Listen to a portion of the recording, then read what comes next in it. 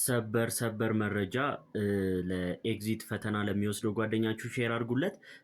ኤግዚት ኤግዛም አጋማሽ ላይ የሚሰጠው ኤግዚት ኤግዛም የምዝገባ ቀን ታውቋል። የተፈታኞች ምዝገባ ከታህሳስ 6 2018 ዓመተ ምህረት ጀምሮ የታቀደ መሆኑን የትምህርት ስልጣን ባለስልጣን ለሁሉም የግል ከፍተኛ ትምህርት ተቋማት በላከው ሰርኩላር ገልጿል።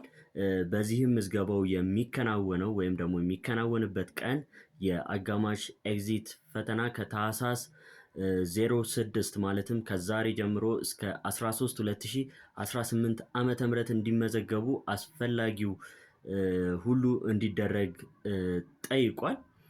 የትምህርት ስልጠና ባለስልጣን በተያያዘ ሌላ መረጃ ደግሞ በ2018 የመጀመሪያ ዙር ተፈታኞች ደግሞ በተያያዘው ቅጽ መሰረት ዝርዝር መረጃችሁን እንድትልኩ የግል ተቋማት ጥሪ አቅርቧል።